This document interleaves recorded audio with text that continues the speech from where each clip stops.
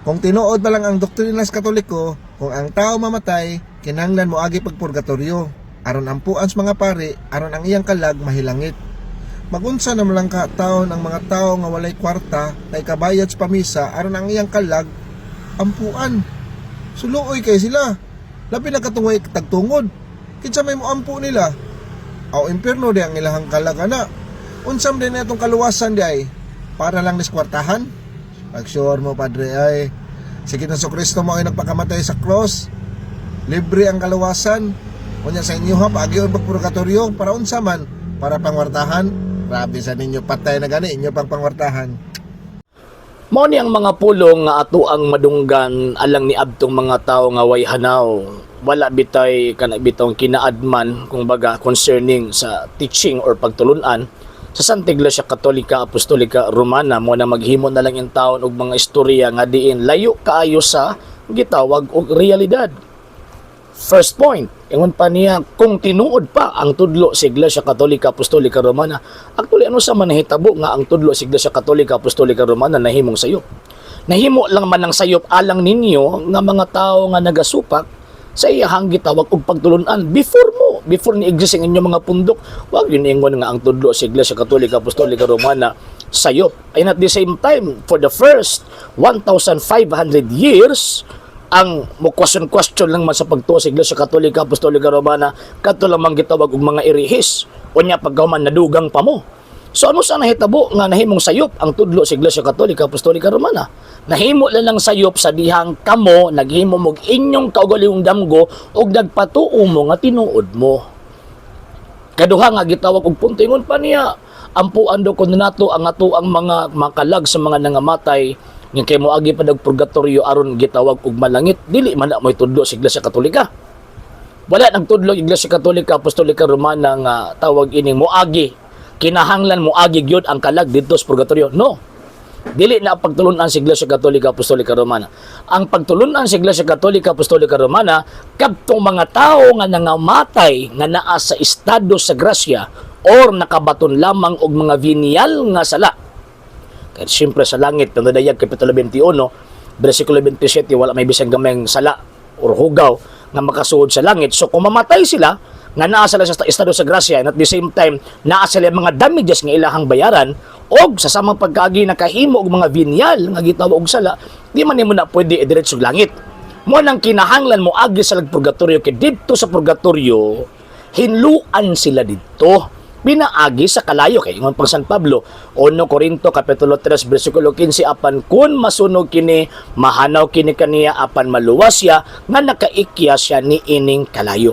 Og ang pagtulunan sa Iglesia Katolika Apostolika Romana kanang gitawag og purgatory wa na kay gayon pang maimpierno ang mga kalag dinha. Munang sayop ng inyong pangunahon o pangunahon nga umingon para purgatorio aron gitawag maluwas no. Kanang naa sa purgatorio luwas na silang tanan.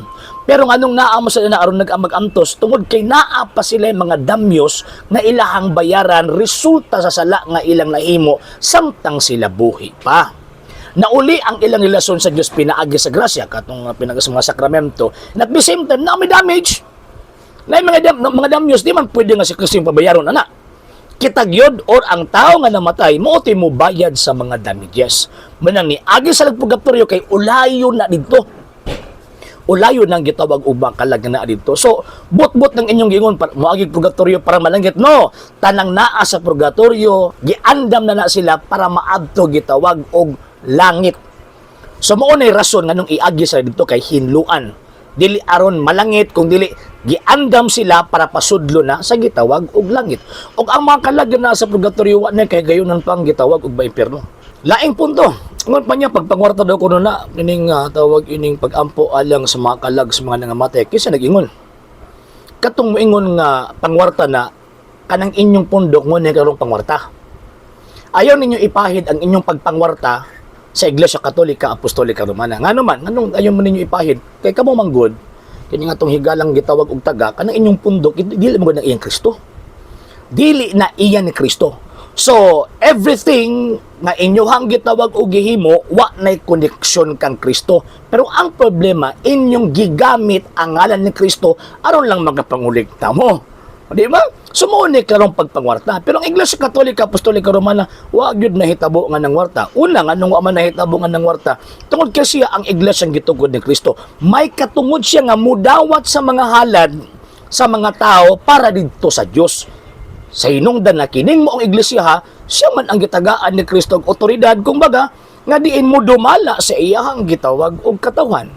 Dirita sa pag-ampuan lang sa mga nangamatay, kana bang pag-offer og kwarta, kanang giingon ninyong bayad, o sa bakana ka gitawag og kining sayop, o sa bakana ka pagpangwarta? No sir, no ma'am. Nga naman, kay sumala pa sa balaang kasulatan, 2 Makabeo kapitulo 12 bersikulo 33 hangtod 45, kanang mao nga buhat, kanang pag-ampo alang sa mga nangamatay unya magahin kag kantidad nga ihalad ngadto sa gitawag og sa templo. Sumala pa sa maong gitawag libro sa Biblia, 2 Makabeo 2:43 to 45, ingon pa kini nga butang usa ka Dios non og matarong nga panghuna-huna.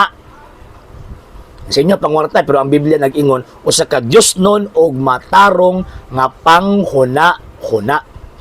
So, buti pasabot mga sir o tawag ining mga ma'am, makita nato nga diin kining maong gitawag pagtulunan na kining nga practice.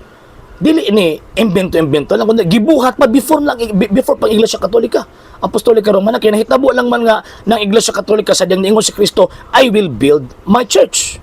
So di mahitabo nga mangwarta siya. Sa hinungdan nga naman siya otoridad. And at the same time, pamaagi pod na nga sakripisyo sa mga tao nga diin nagpa-offer og pag-ampo. Kaya magpa-offer gani ng pag-ampo or mag-ampo or magsimba gani kasus na po kay ihatag nga sacrifice. And usa sa mga sakripisyong imong ihatag kanang amount nga imong ihala didto sa gitawag og templo. So dili na pagpangwarta. Unya kanang imong giproblemahan, kumusta man tong mga tao nga tawag ining wala nay mga tagtungod, walay gitawag og kwarta, ayaw kabalaka ana. Nga naman tungod kay ang Iglesia Katolika Apostolika Romana, manaa ka may kwarta o wala, na ay pag-ampo alang sa tanang mga kalagsman nga matay, especially kanang every Monday nga misa, intended na always sa souls in purgatory. O sa tanang misa nga himuon sa mga pari, always good na nga magahin ang mga pari o diha gitawag sa rubrics, diha sa gitawag sa misal, na agyoy nakabutang pag-ampo alang sa mga nangamatay. Apil ng mga kalag nga imuhang gitawag o giproblemahan. Ang di lang apil din ha kanang mga na-impierno na impierno in the sense nga nisupas kabubuton sa Ginoo, wala sulod sa Iglesia Katolika. Ikaw, for example, kining atong amigo mamatay ni nya wa ni sa sulod sa Iglesia Katolika Apostolika Romana. So toy ni simpierno, kusog pa ni rakit, way sangit-sangit nga naman, tabdaraman nga iyahang gibiyaan or wa niya gidawat ang Ginoong Kristo, apil ang iyahang gitawag og grasya. Tama bitaw nga si Kristo ang tawag ining kaluwasan og libre ang kaluwasan. Yes, tinuod na, pero kinahanglan tang mutubag.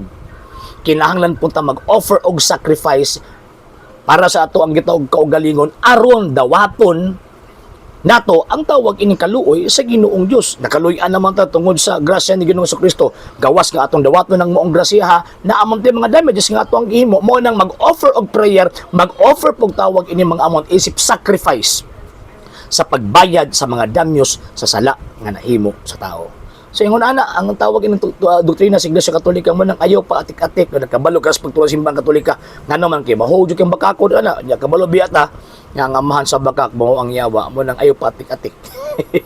Sa hindi pa po nakapag-follow sa mga pages po natin, i-follow nyo po yung mga pages po natin, RJ Horolanciano II, TV Apolia Punto Argumento page, Kuya Apologies TV page, and RJ's Vlog 2022. And pwede rin po kayo mag-send po dyan ng Facebook stars. And also, sa atin po mga channels, sa hindi po nakapag-subscribe, i-subscribe po ninyo yung mga channels natin, The Lay Catholic, Apologies International Official, RJ Sano II TV, Kuya Apologies TV, and Barrio Kawayan Religious Forum. And pwede rin po kayo mag-send po dyan ng super sticker, super chats, and super thanks. And maraming salamat po sa mga kapatid at mga Katoliko na always pong tumutulong sa programa po natin. Maraming salamat po. Nang dahil po sa tulong at suporta po ninyo, ang programa pong ito, until now, andito pa rin po sa social media. And until now din po, nangangailangan pa rin po tayo sa tulong at suporta po ninyo dahil wala po kami magagawa rito mga sir, mga ma'am, kung wala po yung tulong at suporta suporta po ninyo. Sa gusto pong tumulong, sa gusto pong sumuporta, pwede po ninyong ipadala ang tulong at suporta po ninyo sa pamamagitan po ng ating mga account numbers dyan po sa ating pong screen. And pwede niyo po kaming i-message sa ating pong page kung via remittance po yung papadala po ninyo. Maraming salamat po in advance.